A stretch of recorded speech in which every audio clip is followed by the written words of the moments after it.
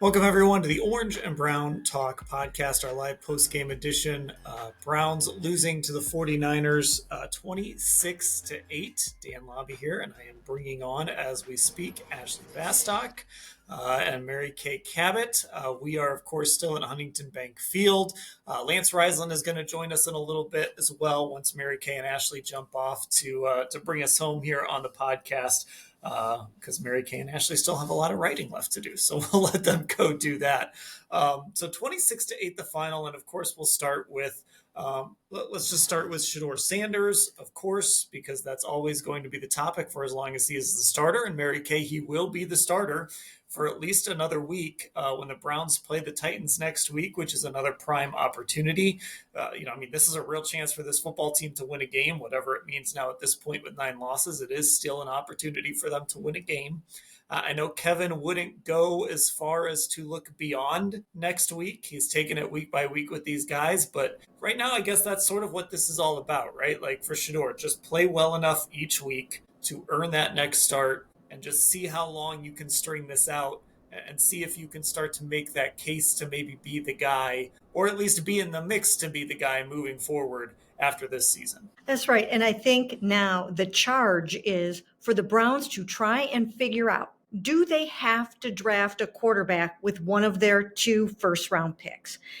Or do they not? Can Shedeur Sanders do enough to show them that he can be the guy? I think that's what this is all about. And I do think he probably will start the rest of the season unless he gets injured.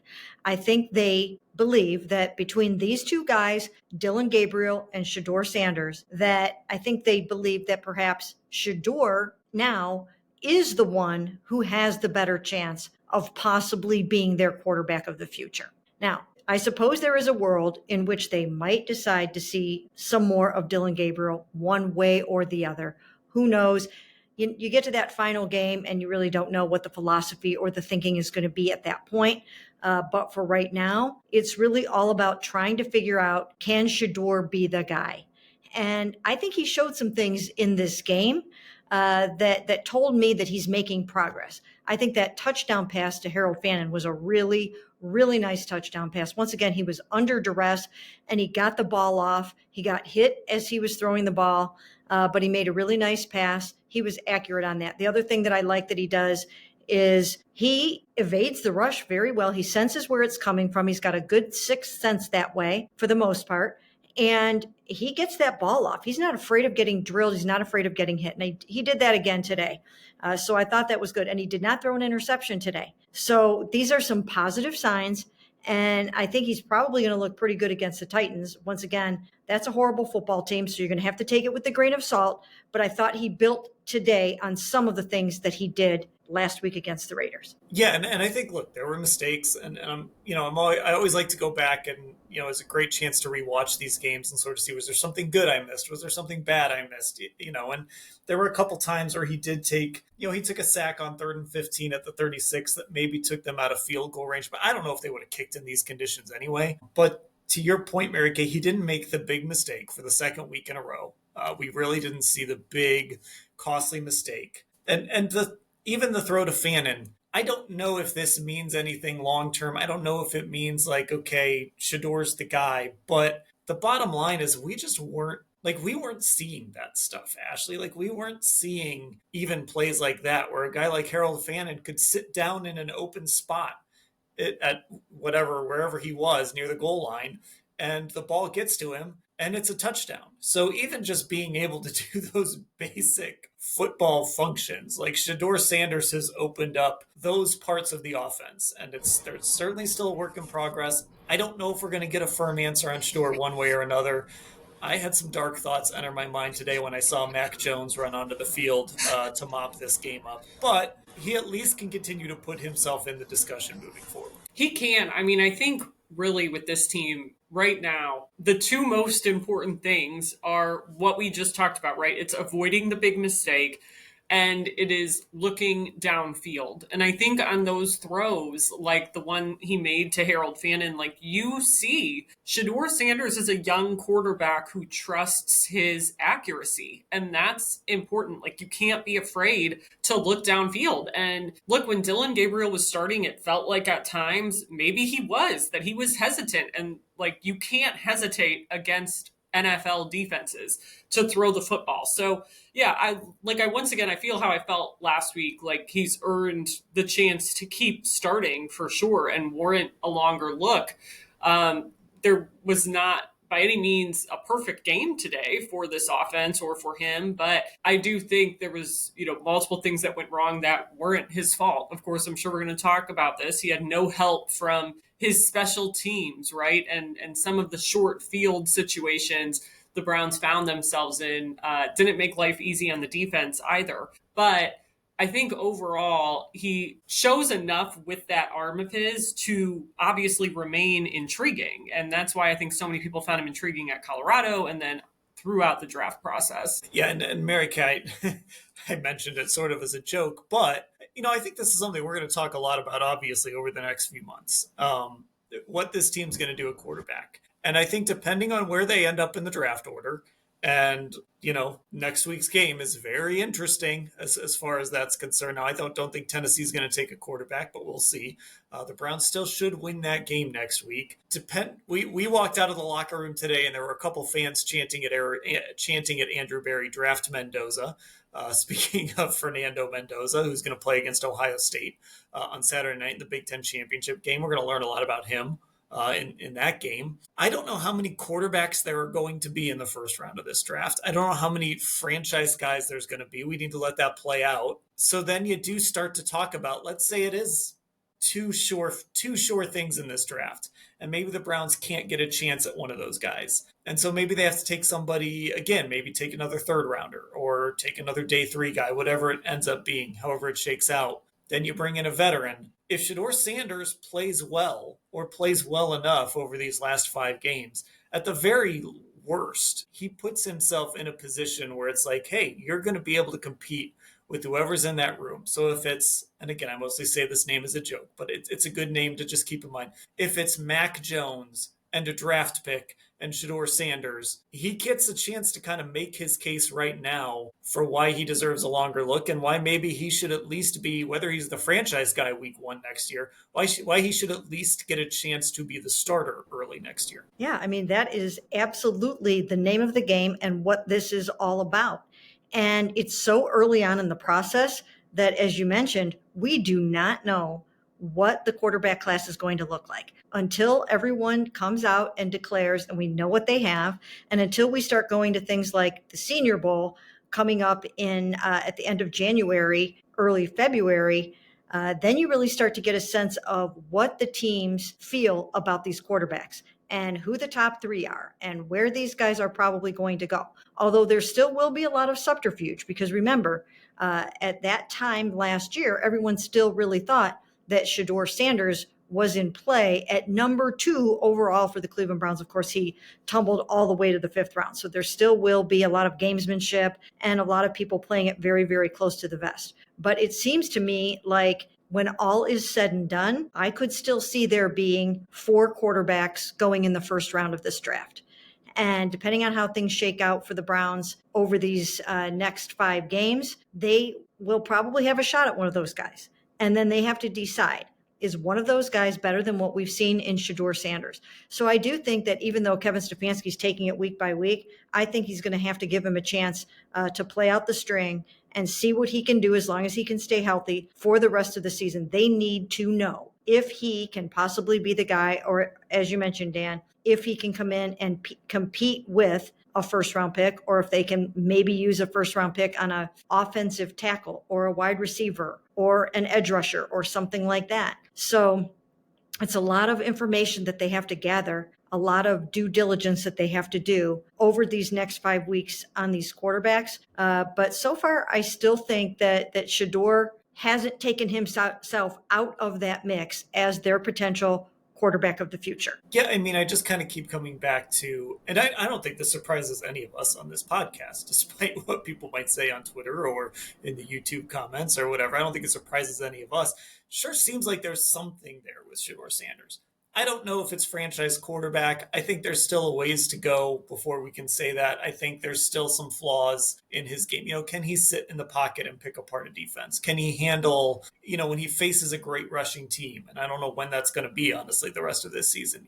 Is he going to be able to handle some of that pressure and all of that stuff? Will he fall into some bad habits that we saw that we knew he had in Colorado? Or have the Browns sort of coached a lot of that stuff out of him? And then, Ashley, the other part of this is how much more each and every week are the Browns going to trust him? Because that Harold Fannin play, for as great as it was, it came on a drive when the Browns ran 9 straight times to start that drive. So I'm not going to say that they weren't trusting Shedeur Sanders. They were running the ball really effectively, but they were certainly working a game plan that to some extent minimized how often Shedeur Sanders had to have the ball in his hands and make a play. Yeah, I mean, again, I am curious, as his workload and what they need him to do continues to expand, what this is all going to look like. But I mean, I do think the things we see with Shedeur Sanders, to me, and we've had this discussion before, but that ability to kind of make the big play, the natural sort of feel he has for certain things, like working against the pressure like we saw last week. Those things to me, I think, are going to keep him alluring to NFL fans for a very long time, regardless of how his career ends up panning out. I just think those sort of intangible things and his accuracy and his willingness to look downfield and his lack of turnovers, if that continues to hold, if he is a quarterback who does not throw many interceptions, those things are going to keep him in the consciousness, I guess, of fans. And I could see him being one of those guys that fans always wonder about for their team, even if he is not ultimately a franchise quarterback. I think I could see him going that route because there are some good things here. The question is now, can he do enough outside of those sort of intangible things to become that franchise guy to win the job here? That would be the first step to doing that. But those positive things we saw too, people have to remember this Browns offense was so bad. We just weren't seeing them go downfield at all. So when Shedeur Sanders comes out in his first week and suddenly has the 3 longest offensive plays of the 2025 season, it quite literally looks how the offense has not looked so far yet this year. Okay, I'm gonna try something here. I'm gonna try a little tech move here and see if I can pull this off. I want to see if I can put this up on the screens. Let's see here. So I just minimized us, and now I'm going to try and share something to the screen. This is me trying live production without actually testing things. So let's see if I can figure this out, because I want to talk a little bit about the Browns special teams. So let's see if I made that work or not. I think I did. So anyway, that's the possession chart right there from this football game. And we've had a few people in the YouTube comments already mentioned the special teams. And Ashley, I know you were writing about short fields or you're going to write about some of the short fields that the 49ers had. But when you look at a couple things in particular here, so you have the punt return, right, to the Browns 16-yard line. You've got a muffed punt where the 49ers take over at the Browns 18-yard line.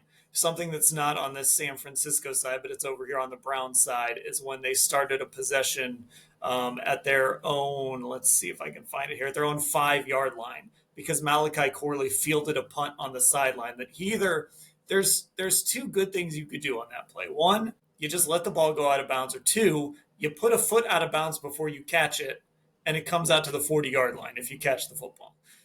He didn't do either of those things. He fielded the ball and fell out of bounds, and the Browns started at the 5-yard line, and they ended up having to punt. Mary Kay, this has been an ongoing trend with this football team, is their special team struggles. And look, the Steelers lost today, okay? The Bengals beat the Ravens on Thanksgiving. I know that it has been bad for this football team, and they're 3-9. But I know this is something you talked about on our video. When you think about the games this team has lost because of special teams, and there's more to this game than just the special teams, but it was a big part of it on a bad weather day. If you think about where this team could be with like turn two of those losses into wins, just two of them. So then you're sitting at what, 5-7 in a division where the leader is 6-6? Like that changes a lot of what we're talking about here on this post game podcast, and that's frustrating that there have been so many games where the special teams has just let this team down over and over again. Yeah, it's true. I mean, this is the third game that I can think of where you can almost say that special teams did them in. Now, there were other things in this game, including the Fannin fumble that led to a touchdown. But certainly two special teams gaffes led to 14 points, and that didn't help matters at all. But I'm not going to put this one in the exact same category as the other two because there are two losses on this slate that I can directly attribute to special teams. That's the first game against the Cincinnati Bengals because of the two missed kicks, and then the two returns for touchdowns against the Jets. If not for those two special teams losses, the Browns would be right in the hunt and right in the thick of it right now, despite everything that has gone on the offense this year. And that's because of how good their defense is. And it's really unfortunate that the special teams has cost them. And I really have to wonder. I mean, I really think the world of Bubba Ventrone. I think he's a very, very good special teams coach. He came here very accomplished with a wonderful track record. But you really have to wonder if they are going to move forward with him based on all of the special teams mistakes and issues that we've seen this year, including 7 long returns, 3 for touchdowns. And it's just been a very, very challenging year that way. And, I just don't know what they're going to do about that unless they attribute it to the fact that they lost their returner at the beginning of the year in DeAndre Carter, and they've had to really pivot and try to figure things out. And, they've got young guys handling the chore now, right? I mean, you've got Gage Larvidan, an undrafted rookie who really technically wasn't even originally going to make this football team. He was not going to be on this team. And now he's out there fielding punts in very, very trying situations. And, it's tough, and you've got to be able to get the job done. And last week he had the long return that helped them win the game. But he's not there yet from a consistency standpoint. And Malachi Corley, another young guy making a mistake there on a kickoff return. That certainly didn't help matters because they were so backed up and they went 3 and out after that. Special teams has been a problem, and I don't know where this whole thing is going to go. Yeah, and it's, even like, I'm thinking back to what game was it, Ashley, where they had the running into the kicker? The Pittsburgh. The Pittsburgh. Punter, I always get that one confused Pittsburgh. with Baltimore. Yeah, so they had that one. They had the blocked punt against Baltimore. That's what I'm thinking of there. And I think it's a mix of both things, right? I think which is strange because when Bubba Ventrone got hired, it was such a coup. It was like they're moving on from Mike Prefer, and it's like, here comes Bubba Ventrone, who's this like Bill Belichick, disciple. Played for Bill Belichick, was really good in Indianapolis as a special teams coach. We were asking him in his intro press conference, like, are you an aspiring head coach? And it felt right to ask him that. So I think it's a combination of, look, I'm going to sound like Kevin Stefanski. He's got to coach better, right? He shares in the blame for this. It is on the special teams coach, and the Browns have to make a decision there at some point. Probably not this, during the season, but after the season, they've got to have a real discussion about this. But also, there are young guys. Like, special teams is where you're working with the bottom of the roster. And on a super young team, that bottom of the roster can get really thin fast, and you're relying on guys who maybe shouldn't be in those positions. But it's also Bubba's job to coach them up. And I know in the locker room afterwards, some guys it didn't seem like they were ready to put this thing on Bubba. Yeah, it didn't. And, Grant Delpit was a guy that we asked about this again. And he made the comment that special teams is more like you can prepare all you want, but you have to be willing to give the effort in those moments. And that's more so what it's about than coaching, right? And he's a guy that's come to Bubba Ventrone's defense. Like, this is also interesting because, yeah, I mean, Bubba Ventrone was getting, looked at possibly to be the Colts head coach at the time. And then he comes here and gets the assistant head coach title on top of being the special teams coordinator. And it just still has been a struggle. And I do think, like, you look back, this is now struggles across coordinators. And I do think so much of it comes down to the roster building. I mean, the reality is, like, Gage Larbadan was having a great training camp, but he was a player in theory that was like more on track, I think, to be a practice squad guy. And now he's playing like very meaningful snaps, right? And he's had some good plays, like Mary Kay said. Obviously, the return last week is a great play. He's also had some mistakes that you would expect a smaller, undrafted rookie to make. And like, that's the reality when you have a guy who I think should be more like a developmental type of guy playing these super meaningful snaps. And they've had that for years. I mean, I've covered this team 5 years and they've never been able to figure out returner. Like, they've tried so many different ways. They tried DeAndre Carter. Who was it? Oh my gosh, why am I blanking? Who was here before that got hurt twice? Jakeem Grant. Yes, Jakeem Grant, right? Like, we've been through this now in multiple iterations, which to me speaks to roster building failures in the front office. And it's unfortunate. Like, kicker, obviously, right? Like, they are lucky Andre Schmidt has kind of stabilized here, but they really went into this season with no backup plan at kicker and sort of, I would argue, got lucky. And now you need to hope it continues. So it is tough. Like, I do think, like, at some point something has to change, right? But I don't think this is all on Bubba Ventrone by any means. And I do think, yeah, Dan, we just sound like a Kevin press conference now. I think everyone has to be better, right? They have to coach better. They have to play better. We need to play better. We need to coach better. We all wear this. Yeah, okay. I want to let you guys go, but there's one other thing I want to talk about. I'm gonna try and do some live production here again, real quick. See if I can pull this off. I'm getting confident because I was able to pull it off last time. So we're gonna give this one more shot. So Mary Kay, you put up a story about Jerry Jeudy and Shedeur Sanders. So there, you should be able to see on your screen now on YouTube Shorts an exchange that Jerry Jeudy and Shedeur Sanders had on the sideline. So this was captured on CBS Sports. This is CBS Sports YouTube channel. This is a short, and you kind of wrote about this. This stuff happens on an NFL sideline sometimes, right? Like a receiver and a quarterback, you got to sit down on the tablet, you got to go over stuff. This, of course, is a little bit over the top from Jerry Jeudy. But when you watched this for the first time, when you saw this video for the first time, of course, Shedeur didn't talk about it directly after the game, but he talked about that connection with Jerry Jeudy. I guess, what did you think of it? How do the Browns kind of get this fixed? How does Shedeur and Jerry Jeudy get this fixed here over the next 5 weeks to try and make this work? And again, try and help Shedeur make that case that he can be more than just the starter at the end of this season. Well, those two guys have got to get on the same page. They've got to quickly get it together. They have to patch this up and fix this. And Shedeur was saying today that they need to be consistent and he needs to be able to trust Jerry Jeudy is basically what he was saying.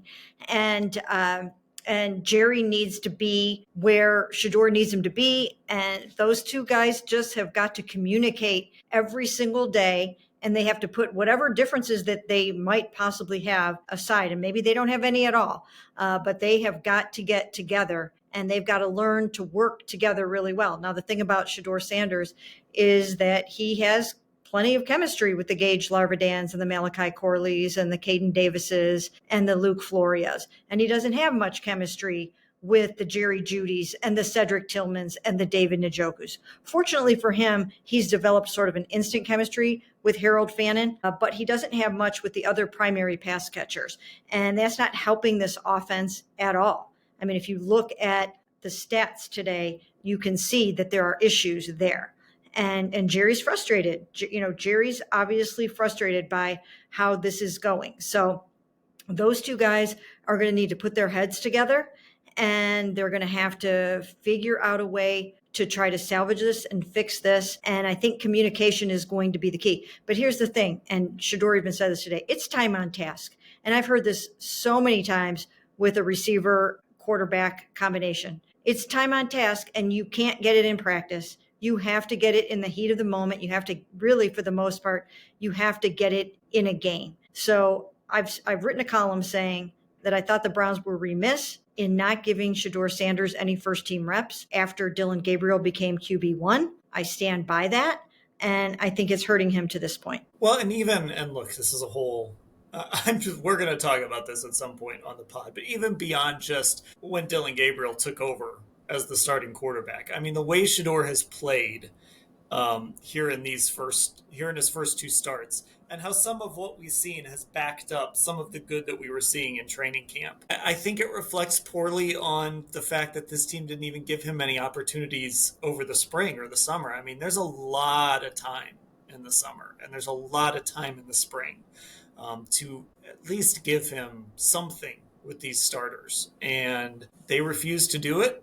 And now here we are, we're in December, and he's your starting quarterback, could be your starting quarterback now for the last 5 games. And granted, that was months ago, but like to miss that opportunity, to leave that on the, that looks really bad in hindsight. It was really weird in real time.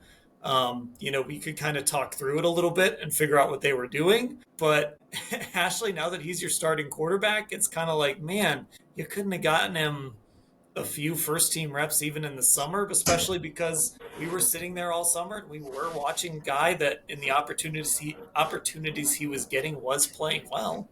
Yeah, and think about how many first team opportunities this team gave Kenny Pickett throughout the offseason program and then the beginning of training camp. A guy who was not on the roster, who was traded away before training camp was over. And like the Kenny Pickett of it all is still probably the weirdest part of it to me, because if they really believed Kenny Pickett was this like reclamation project, like to the extent that it seemed like they did, why would you trade that guy away for a measly 5th round pick that you very rarely don't do much with? I mean, like the most notable 5th rounder they've taken has been Shedeur Sanders so far. So that part of it just didn't make any sense. It doomed the 4 quarterback competition from the start because you had one guy that you traded away. So those automatically were wasted reps for everyone, like not just for Kenny, but for Shedeur, for these pass catchers. So again, I don't know what this room is going to look like next year, but this team really bungled a 4-way quarterback competition. I don't know if it's possible to not bungle a 4-way quarterback competition. I don't see how it can be very productive, to Mary Kay's larger time on task point.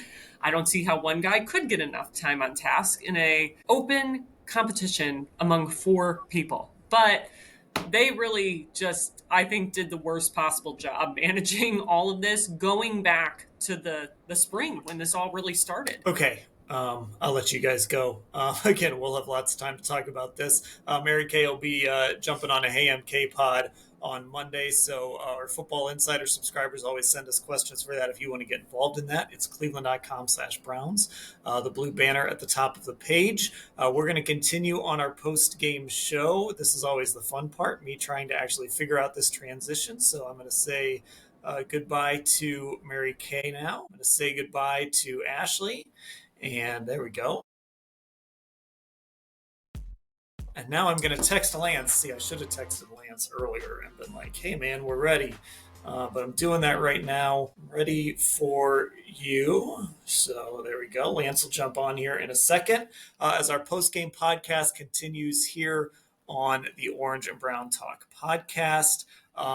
If you're wondering, like, if you're watching on YouTube and you're like, Orange and Brown Talk podcast, I don't ever listen to that. What is that exactly? Like, what is this show? So it's 5 days a week. Podcast and Spotify. During the season, we do a post-game pod. We do a Hey MK pod on Mondays. So those that's like a user Q&A. Usually it's Mary Kay and I. This past week it was Ashley and Mary Kay because I was traveling. Ashley did a great job filling in there. Then we usually do a Tuesday, Wednesday pod where Lance jumps on to set up the week. We did a little coach cliche draft this past week. So we do that. And then we do a big preview pod leading into the week. That gets you through your Friday, Saturday. So again, that's 5 days a week. We're on Spotify, Orange Orange and Brown Talk podcast. We're also on Apple Podcasts, Orange and Brown Talk podcast, on our YouTube channel, Cleveland Browns on cleveland.com. Try to put a lot of our pods up there, not all of them, but most of them. And then, of course, we haven't been going live the last few weeks just because of our travel and things like that. A couple of weeks ago, we got kicked out of the press box in New York at 8 o'clock, so we weren't able to go live there. And then we weren't, I forgot to tell Lance to go. I forgot to tell Lance to go into the wrong, I told Lance to go to the wrong place. So there we go. I'm texting him now. He'll be jumping on here in a second. Okay, so we tried to go live last week in Las Vegas. It was impossible with travel. Mary Kay and Ashley had to go catch a red eye, so we just had to record the pod and go. But we're going to be trying to go live here as we get to more normal. They have a bunch of home games. They have a bunch of, they play in Chicago in a few weeks, so we should be able to go live a little bit. I saw someone saying they finally made it to a live here in the YouTube chat. So it's good to some of the folks that haven't been able to make it. It's good they've been able to make it. So there you see him. There's our guy, Lance Ryland. Here's the test, Lance. Can you hear me? I got you. You got me? Oh, I can hear you too. All right. I'm on a roll. Lance, I'm doing like production stuff here. Got a lot going on, huh? Up on the screen. I'm sharing stuff with people. Man, this is high-tech stuff here going on the Orange and Brown Talk podcast. So first time we've had you on a post game in a little while. I was just telling everybody we haven't been able to go live the last few weeks. So first time we've had you on in a little while. Yeah, it's good to be have back. You here. Yeah, good to be back. Thanks for having me. Okay, let's start with it. Shedeur Sanders. Mary Kay, Ashley, and I talked about him. He's going to be the starter again next week against Tennessee. Overall, I'm not sure if you've had a chance to rewatch the game yet or not. I'm guessing you have already. Mm-hmm. Yep. But what did you think of how Shedeur played today? I thought the first half he was very efficient. I thought they did some really nice things on offense. I thought they had a run game going. One of the things I thought about the run game is as an offense coordinator, everybody's kind of complaining about not letting him go. And what ends up happening is you have a game where you're running the ball and you have some success, so you try to stick with it, and it's hard to pick and choose your shots when you want to take them. I thought the miss to Jeudy, it was a really bad miss. And the reason I say that is because just like the pass last week to Isaiah Bond was a great hit, those are momentum changes. Those are impactful plays. And when you have weather like you had, I don't think it's about numbers. I think it's about impactful plays. I did not think Shedeur was as impactful today as he was in the first start. That being said, I also don't panic. As you know, same thing with Dylan is I'm glad they're giving him another chance to kind of go through the ups and downs. I will say this, that last quarter and a half, you saw some real bad habits again with those feet. He leaving the pocket when he didn't need to. So again, you hope he watches those on film and you hope he corrects those things. It's hard to when you're not getting in good rhythm. But once again, I thought he was solid, not very impactful today for how he's played. As I said with Dylan, and though I'm not comparing him, weather and teammates, play calling, offensive line play, drops, all the things you and I have talked about for the last 2 years, those are things that are real for a quarterback, and whoever's at quarterback is experiencing that right now with the Browns. How much of that late in the game was sort of because San Francisco had started to take control? And so, like I mentioned this in the first part of the pod, they had that drive that ended with a beautiful ball to Fannin. That drive started with 9 straight runs. So, there was an end around in there, right? They weren't all just straight runs, but it was 9 straight run plays. How much of that? So that kind of puts Shedeur in a position where it's like, we're not asking you to do too much. We're asking you to just run the offense and make the throws when we need you to. Now San Francisco's got a lead. They're starting to pull away. The field position is bad. Our special teams is killing us. And now we're putting a little more on your plate because we need you to make some plays. How much of it do you think was that? I think it's a combination, but I think that's something also as a quarterback who wants to be who Shedeur Sanders is going to be, I think he has to improve on that.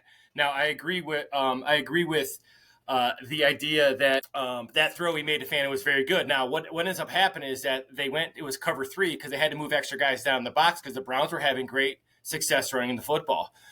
So when you have success running the football, it's a game of numbers. You got to move guys down the box to stop the run. That leaves less guys to cover.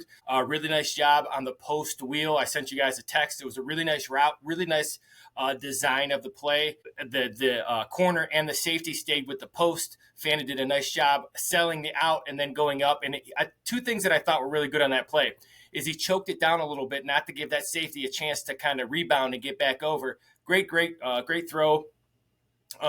But again, I do not think, when he had to throw the ball, I think he'll tell you he had some misses. He also has some footwork issues. And when he has his footwork issues, I think he'll tell you, you're not on time with things. You're not reading things correctly. You're not getting to your second and third progressions. They were getting pressure. All those things take into account. And once again, it's the idea of it's not all his fault, but he's part of it. He's part of the play calling is part of it. The special teams were horrendous again today. I texted you a couple things that how I felt about those things today.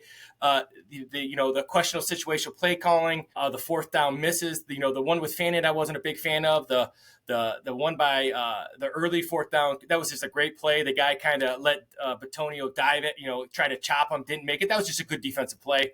But then the turnover, the special teams, those three huge things on special teams are killing. So yeah, he did his part. When people say he was fine, I don't think he was. But I think he is part of the solution. I think he did some good things. But I also think, when things got heated, he struggled. He wasn't the only one that struggled. This is a team game. The idea of I try to call it like I see it on the film. He did some excellent things. That first half, he was in control. Patient footwork looked good.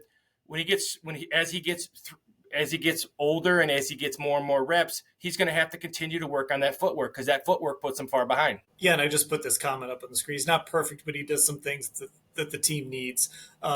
Again, this is, especially right now, look, this team is at 9 losses, right? So we all know what it is right now at this point. And you're still trying to win football games. So, Lance, I'm not going to sit here and convince you that they shouldn't try to win football games.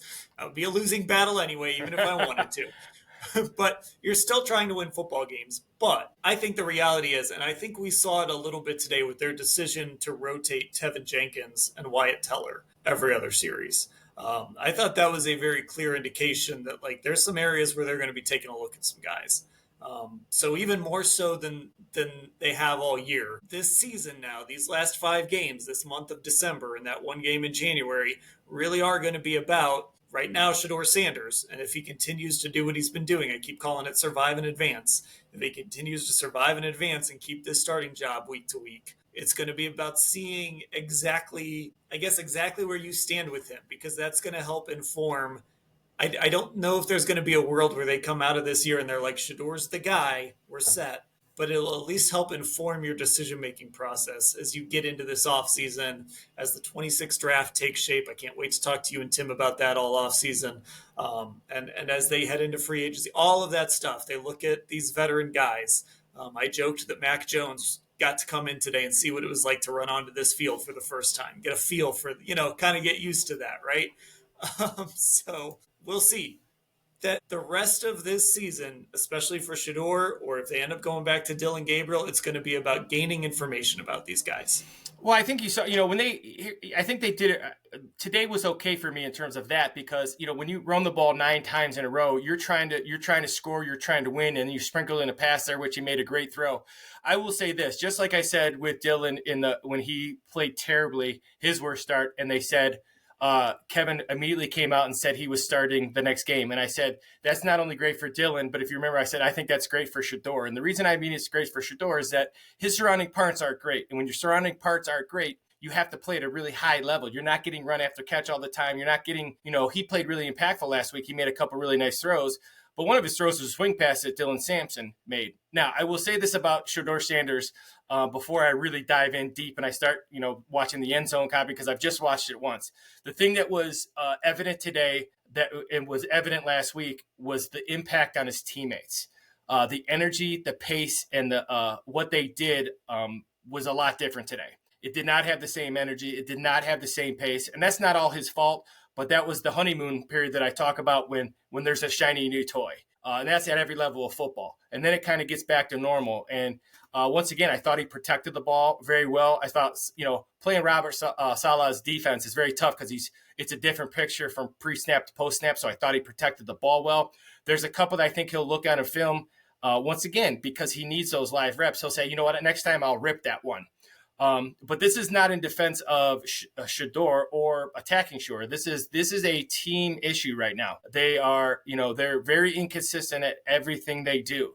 They're not controlling the controllables for me. The special teams, the effort on special teams, the The defense is playing at a high level, and I've had a lot of people say, well, they scored. I'm not, as a football coach, this defense is playing championship level defense, and everything that's happening to them is because of the offense and the special teams. They can't be perfect, but they are. I mean, sometimes they are. They had 76 yards, with not much time left in the half. So they're playing at a really high level. They got to get some weapons on offense. They have to figure out what they have at quarterback because, they need weapons. If he's a quarterback, you got to get a tackle, you got to get a receiver. If he's not the guy, then you got to get a quarterback. But then you don't have any, you got to watch this. It's a very tough situation they're in right now.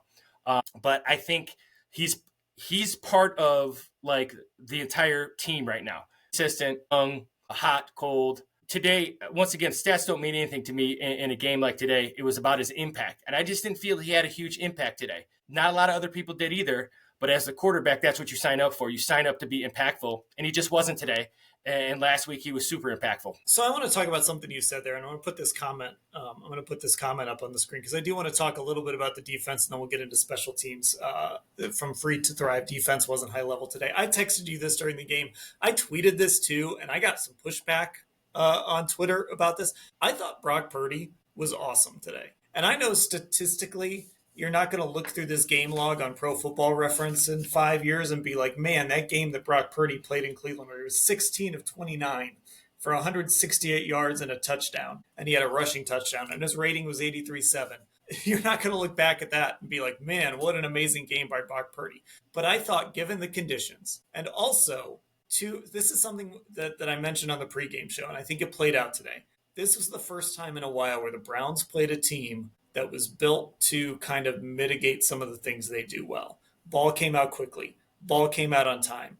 And I thought Brock Purdy was excellent today at just being patient and not letting Myles Garrett had one sack today, and it came late in the game. Not letting Myles Garrett and this defensive line wreck this game. Get rid of the football. Live to see another play. Make the throw when you need to make the throw. All of those things. So statistically, is it some amazing game that we're going to look back on and say, whew, this was one of Brock Purdy's best games ever? No, but just sitting there watching this, I thought he was excellent today. And I think a big part of it was just he was patient. He didn't make the big mistake. He didn't, this is what you'd love Shedeur Sanders to look like in some of these games too. And he has the potential to get there, I think. I just thought he did exactly what he needed to do today. Well, yeah, and that all being said, they still had under 300 yards total offense. They had, right. I thought that before the drive that I thought killed the Browns was when 49ers, that drive at the end of the half where they got the field goal and they went up 10-8. I thought that drive really kind of set the tone for the second half. Up to that point, they were dominant. And all those things you said, for me, those are all terms of intangible, impactful plays. Throwing the ball away when you need to. The Browns still got great pressure, and he was getting it out at 2.5 or under almost every single time. So that was, I think he was just impactful. And if you look at the offense, you can say, CMC and Junkins were a wash. They both had some good runs. They both were solid. They did some good things in the pass game. They didn't have really great receiver play. Neither did the Browns. You could say Kittle probably was really impactful. The tight end. So it came down to the quarterbacks. And once again, it's not about playing great, especially in weather like that. It's making winning plays. And sometimes a winning play is throwing the ball away. Sometimes a winning play is not taking a sack. Sometimes a winning play is taking a sack and not fumbling it. It's really, the quarterback position, I've said it for 4 years with you. It gets too much credit, too much blame. And right now, the idea that people are so, either way on Shedeur, sometimes it clouds your thought on the offense as a whole. And when you watch Brock Purdy, that's a good way to look at it. He wasn't great today, but that's kind of what I think Shedeur Sanders can be. I'm not sure if he's ever a guy who has a rifle arm and is going to do all those things and run with the ball and things like that, but he can make a lot of winning plays. He's a winning quarterback. And that's kind of what he's got to get to. I still think Shedeur, just like Brock Purdy, you need guys around him. He's not a guy who's going to carry the offense. And the Browns just don't have the weapons right now around them. And the weapons they do have aren't always performing at a super high level. All right, so let's talk about these special teams. Because you just had the muff punt, you had the big return, you have the Malachi Corley play, which again, I talked about it. Like, all you have to do is let that ball go out of bounds. Or, just take one step, put your foot out of bounds before you catch it. And people are talking about how brilliant you are because you got that ball out to the 40-yard line, right? We've seen that loophole get taken advantage of over and over again. This team is just, there's not enough margin for error, especially starting a rookie quarterback. I I know somebody's saying Purdy threw 3 interceptions in the first half last week. I'm not talking about last week. I'm talking about what I saw today. This was the eyeball test today, folks. This was like me watching this game and thinking Brock Purdy handled one of the best defenses in football and stayed out of trouble really well. You got anyway. I don't want to argue with commenters. I love you guys. I don't want to spend the whole pod arguing with you because I think we can all agree that the special teams was awful today. That's one thing we can all agree on. Lance, I don't know. I don't know. On the one hand, I don't know how much blame Bubba Ventrone gets because Gage Larvidan muffed a punt. But also, this is another long return that we've seen, going back to the Jets game now. And then there was another one in the Lions game. We keep seeing these long returns. We keep seeing these mistakes. I referenced it in the first part of the pod. There was the blocked punt in Baltimore. There was the running into the kicker in Pittsburgh. It's just these mistakes over and over and over again that are killing a team that just does not have any room for error. Well, I'll say this, the Larvidan, like a missed kick or something like, some things that are kind of out of his control. Unfortunately, you're in charge. And when you're in charge, that's the way it works. It doesn't matter if that's your team and that's your special teams. And if the guy misses a kick, you're the guy on the top of the hill. And my dad has always taught me that you take ownership for it. And I think they've done a pretty good job in the last couple of weeks taking ownership. In fact, I think they've played pretty good special teams for a couple of weeks now. And I've said that, with you and, when we talk on Tuesdays. However, Corley, I got some clap back too about the Corley because I said it was just such a mental error. And he was toe tapping like a receiver. He was catching the ball and he toe tapped to stay in bounds. That's just a lack of mental. That's a lack of pre-snap. What do you have to do? The visualization as a kicker. And then their cover teams, that's on Bubba Ventrone because, again, that's lane integrity and effort. And you have to find guys. Then every starter's got to be on there. And people are like, well, they can't do that. Well, that affects the defense because I constantly hear people talk about the defense isn't playing well. They're not doing their part. Well, if you start where they start, the momentum, those special teams affect how Shedeur Sanders plays. It doesn't sound like, but this is a complementary football game. And when you're the special teams aren't a wash for the Browns. And at the NFL level, if they're a wash, the Browns always win defense and they always win offense. And if the Browns had a wash on special teams today, that game's it's not automatically a win, but it's coming down to the end of the game again with a score either way because they're going to win. Like I said, they're going to win on defense most of the time and they're going to lose on offense most of the time right now. So that special teams has to be a wash for you to, compare the offense and defense. And right now it just kills them. There's mental errors by the players. Yes, they have to take ownership. But I'm also a big believer in you're the head coach of that phase. And everything that goes wrong with that, that's why you get that money. That's why you're in charge. And it stinks. But, being a head coach, I would say that all the time.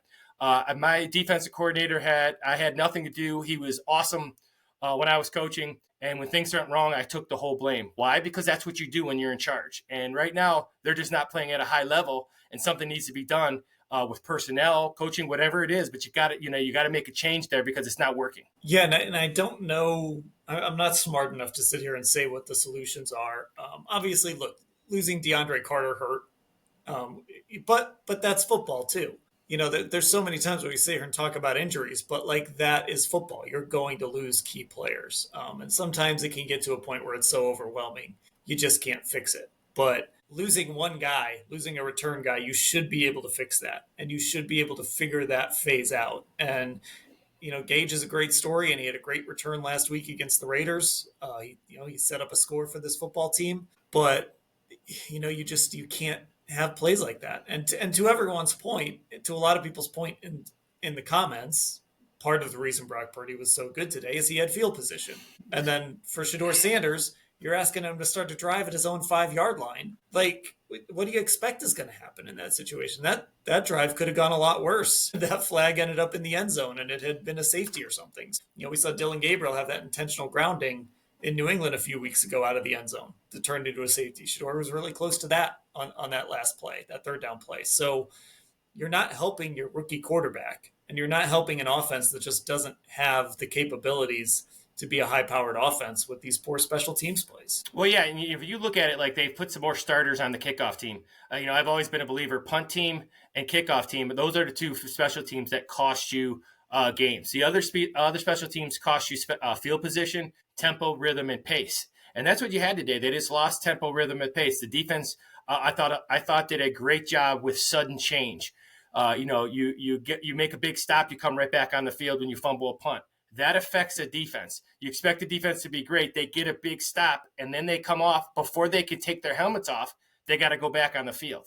That's a mental thing. That affects the offense. That affects everybody involved. When they say it's a complementary football, it's just not on the field. It's the feeling. It's the pace. It's the rhythm. It's what everybody felt last week against the Raiders when he had that big return, or the defense gets a big play, or when Shedeur rolls out and hits Bond. Look what that did for the defense. Look what that did for field position. And once again, if you miss a tackle, if you muff a punt, those things are those are on players and coaches. It all starts up top. However, when you don't have good lane integrity and you're not doing your job, then as a coach, you look in the mirror and say, I got to get guys out there that can do the job. Bubba Ventrone is not a bad special teams coach. Kevin Stefanski didn't get dumb overnight. They're making some questionable calls at times, but they're also not executing at times. And that's personnel as much as it is anything else. Yeah, it's frustrating. I mean, look, we were talking about this earlier. This team is 2 games going one way or another, going a different direction for being right there. I mean, for all the warts on this team, for all the flaws on this football team, they're in a division where the teams tied at the top are 6-6, and they're 3-9. And if 2 games, the Jets game, lost that one on special teams, right? This game today, I don't know that you lost this solely on special teams, but it sure didn't help you. It gets a big piece of that blame pie. If you're 5-7, maybe you're not a good team, but you're right in this division race. You're still playing for something next week with the freaking Titans coming to town. I think that's what's so frustrating about this season, and why Browns fans should be frustrated, and why Bubba Ventrone and Kevin Stefanski and Andrew Berry and all of these guys should be, none of them should be comfortable right now, because no matter what you thought of this season coming in, and I didn't think this was going to be a very good football team, but like a couple things go differently, and all of a sudden you're right there in it, in what's been a pretty bad division. And you're going to leave. This defense has been incredible, and you're going to leave that sitting on the table when all is said and done. Yeah, you know what, and that's the really hard thing. And I will say this, even the people have said things to, have been upset with some of my comments and have told me about it on social media. I tell you what, I actually like that. And people say, what do you mean by that? These Browns fans, they care. They have investment, right? The Browns Sunday, they listen to you guys all the time. There's investment to this team. There's investment to the new, they're building a new dome stadium, the Muni lot, Browns coming back in 19. There's investment. People expect to win. When it's okay to lose, I wouldn't want to be a part of a team like that. I wouldn't want to cover a team like that. People expect much more than they're getting right now, and it's okay to be frustrated, and it's okay to be mad. And as a coach, I never looked at that as like, oh, you don't understand. I looked at it as like, I'm going to figure it out. And I know they're 3-9 right now, but you're hoping those coaches can't wait to get up, because I had some losing seasons, and I had as much pride getting up when I wasn't winning as I did when I was winning. And that's what kind of turns the corner. You got to have pride and get up tomorrow morning and, it's 3-9. It's a lost season. Well, be 4-9 next week, and then next week be 5-9. And that's how you got to look at it. And that's the only way you can turn the page. But the frustration level and the anger that people have right now, good. That's rightfully so. And hopefully the Browns, move forward with that idea that they got to fix it. Well, I have good news, and I say this carefully because the Browns are a 3-9 football team. So I always, I try to talk about this team like the team I'm seeing, like they are 3-9. But next week might be interesting with the Tennessee Titans coming to town. Myles Garrett is up to 19 now. He could get that record next week against Cam Ward. It's in play. He could end up with that many sacks. So again, the Browns can't approach it like this. And I've seen, I watched this team lose to the Jets a few weeks ago. So, and as you always say, Lance, every week is different. You put it behind you. But, this team is a 3-9 football team, so you don't want to get too cocky with it. But there is an opportunity next week to at least let your fans feel really good. At least let your fans watch a really fun football game. If you can clean up some of those special teams and not make mistakes that are going to let the Titans, who are just an absolute mess, and have a rookie quarterback who, again, Myles Garrett might get all the sacks he needs to break that record next week. A guy that admittedly I really liked coming out in the draft. I'm not giving up on him yet, but you got an opportunity to make some people feel good about this football team next week for whatever it's worth. Well, and for me, it's worth a lot, right? Because it tells you when you, and I've always been a believer, it doesn't go week to week, but you have to figure out how to turn this into, when you go back to work tomorrow, you have to figure out how to turn it into a building block and not a negative, I told you so, and not a, this guy's not doing it.